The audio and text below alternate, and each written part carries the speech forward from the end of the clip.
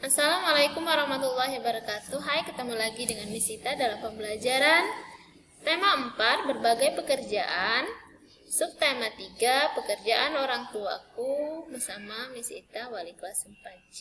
Sekarang anak-anak sudah baca di buku paket tentang cerita tupai dan ikan gabus. Oke, kita baca dulu ya. Dahulu kala hiduplah sepasang sahabat di daerah Kalimantan Barat. Mereka adalah seekor tupai dan seekor ikan gabus. Setiap hari mereka melakukan kegiatan bersama, mencari makan, bermain, bahkan mengunjungi tempat-tempat baru selalu dilakukan bersama. Suatu hari, tupai tidak melihat ikan gabus sahabatnya. Ia mencarinya ke tempat biasa gabus tinggal. Saat bertemu, tupai sangat kaget. Gabus terlihat lesu. Ternyata ia sedang sakit. Tupai sangat sedih. Ia menawarkan makanan untuk sahabatnya. Namun, gabus tidak berselera makan. Gabus hanya menginginkan satu jenis makanan yang diyakininya dapat menyembuhkan penyakitnya. Tupai berjanji akan mencari demi sahabatnya. Setelah gabus mengatakan makanan yang dapat menyembuhkan penyakitnya, tupai sangat kaget. Ia harus mencari hati ikan hiu. Ikan hiu sangat ganas. Tidak terpikir olehnya ia bisa mendapatkannya. Namun, tupai bertekad untuk mendapatkannya. Ia ingin sahabatnya sembuh. Tupai kemudian melompat dari satu pohon kelapa lainnya yang dekat dengan tepi pantai. Saat menemukannya, ia melubangi satu kelapa dan membiarkan airnya habis. Kemudian, sang tupai masuk ke dalam kelapa. Angin kencang membuat kelapa jatuh ke pantai dan ikan hiu memakannya. Di dalam perut ikan, tupai kemudian keluar dari kelapa dan menggigit hati ikan hiu. Ikan tersebut mencoba bertahan sampai kehabisan tenaga. Ombak besar membawa ikan hiu ke tepi pantai. Saat itulah tupai keluar dari mulut ikan hiu dan membawa hati kepada sahabatnya.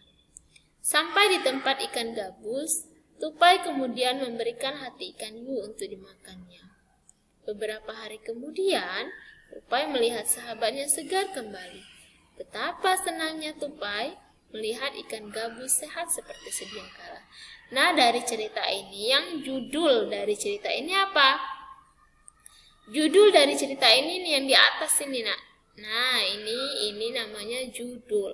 Jadi judulnya apa? Tupai dan ikan gabus. Tokoh cerita dari ini siapa saja? Ada siapa saja di sini yang berperan? Ada tupai, ada ikan gabus, sama ikan hiu. Sekarang tempatnya ini berasal dari mana? Tempatnya dari mana? Lihat di sini. Dahulu kala hiduplah sepasang sahabat di daerah Kalimantan Barat. Jadi ini berasal dari daerah Kalimantan Barat. Jadi tempatnya Kalimantan Barat. Awal ceritanya apa? Awal ceritanya saat bertemu gabus terlihat lesu. Jadi gabus terlihat lesu saat bertemu tupai. Dan akhir dari cerita ini apa? Akhirnya apa? Akhirnya tupai melihat sahabatnya segar kembali, atau gabus sehat seperti sedia kala. Nah, dari sini tentu dari cerita ini banyak hal yang bisa kita contoh. Salah satunya apa? Saling tolong menolong. Nah, ini kita lihat judulnya Tupai dan Ikan Gabus. Tokohnya, orang yang berperan ada tupai, ikan gabus, dan ikan hiu. Sifat tokoh, siapa yang tadi suka menolong? Tupai suka menolong, dan ikan gabus sabar. Tempat dari Kalimantan Barat.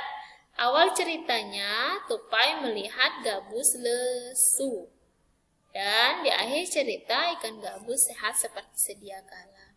Pesan moral atau nasihat yang perlu kita ambil dari cerita ini adalah kita harus saling tolong menolong, apalagi dengan teman. Ketika teman misalnya dalam kelas temannya kesusahan, maka harus kita tolong. Kita lanjut. Tahukah kamu seorang pendongeng? Pendongeng adalah orang yang menyampaikan dongeng kepada orang lain. Mendongeng adalah pekerjaan orang tua Sani, temanku. Apa pekerjaan orang tuamu? Nah, sebelum kita membahas apa pekerjaan orang tua, di sini Miss dia akan jelaskan bahwa pekerjaan itu terbagi menjadi dua. Ya, ada pekerjaan yang menghasilkan sebuah barang dan ada pekerjaan yang menghasilkan jasa. Oke, pekerjaan yang menghasilkan barang adalah suatu pekerjaan yang dapat menghasilkan sebuah barang, baik barang setengah jadi maupun barang jadi.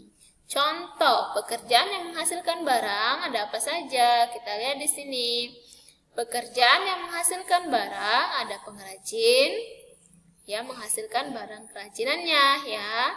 Kemudian petani ada menghasilkan beras, penjahit menghasilkan sebuah pakaian yang kita pakai. Nelayan menghasilkan apa? Menghasilkan ikan. Dan pedagang makanan menghasilkan sebuah makanan yang bisa kita santap.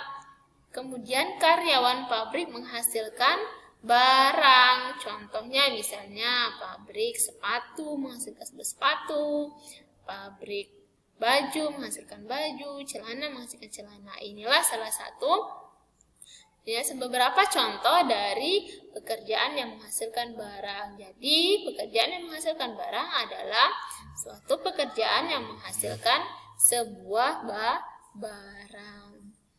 Bagaimana dengan pekerjaan yang menghasilkan jasa? Pekerjaan yang menghasilkan jasa adalah sebuah pekerjaan yang melayani jasa untuk membantu konsumennya. Contohnya apa?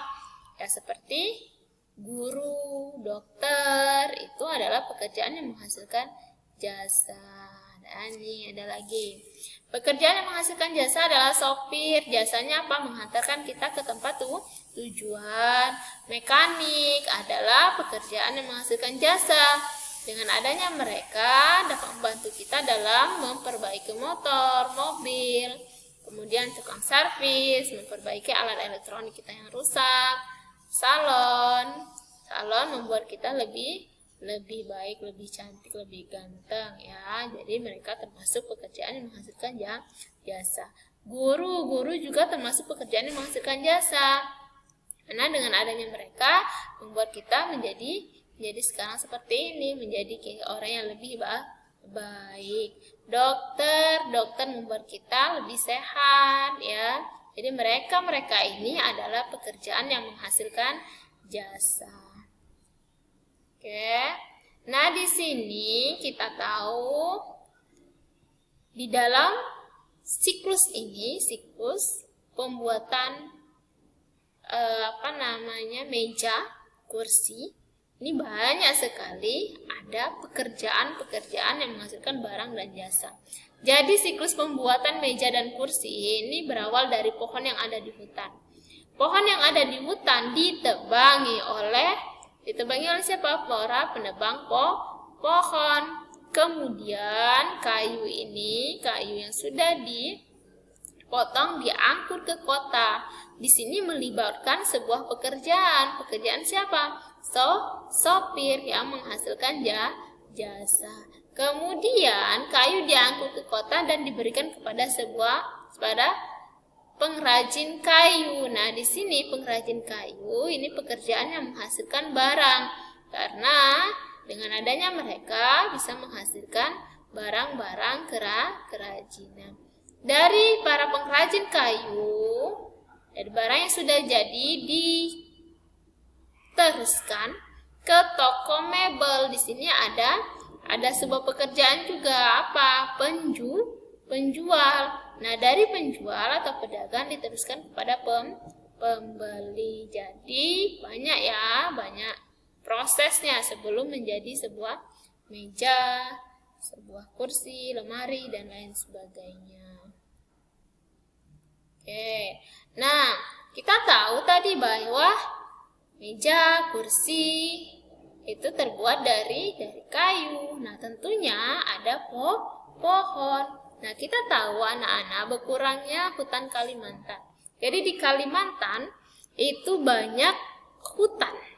Ya, di tahun 1950 hampir seluruh di Kalimantan itu terdiri oleh hutan. Namun di tahun 1985 sudah ada yang berkurang. Nah, yang warna putih-putih ini termasuk hutan gundul, jadi sudah berkurang ya.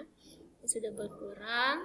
Kemudian tahun 2000 banyak hutan yang gundul, jadi pohon-pohon sudah banyak ditebang, jadi sudah berkurang.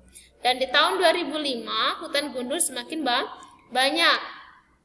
Tahun 2010 pemukiman. Jadi ini tempat-tempat ini, hutan-hutan ini sudah gundul, sudah dibuat sebuah pemukiman, gedung-gedung misalnya, buat rumah dan lain sebagainya, dibuat tempat mall dan ya. Kemudian di tahun 2020 lebih banyak lagi pemukimannya. Warna putih ini pemukimannya lebih banyak lagi, sedangkan warna hijau hutan-hutan semakin sedikit. Kita lihat di sini. Oke, di tahun 1950 hampir seluruh Kalimantan tertutup hutan. Dan di tahun 1985 hutan di Kalimantan masih luas. Namun di tahun 2000 hutan di Kalimantan mulai berkurang. Dan di tahun 2005 hutan di Kalimantan banyak berkurang. Di tahun 2010 hutan Kalimantan sama banyak dengan pemukiman, jadi setengahnya sudah menjadi sebuah pemukiman. Yang dari awalnya tadi adalah hutan semua ya. Dan di tahun 2020 hutan sangat sedikit, pemukiman semakin luas, semakin habis jadi pohon-pohonnya ya, hutannya semakin gundul. Nih. Oke, itu saja yang bisa kami sampaikan. Kita lanjut di pembelajaran kedua di video selanjutnya ya. Bisa akhiri, wabillahi taufiq wal hidayah. Wassalamualaikum warahmatullahi wabarakatuh.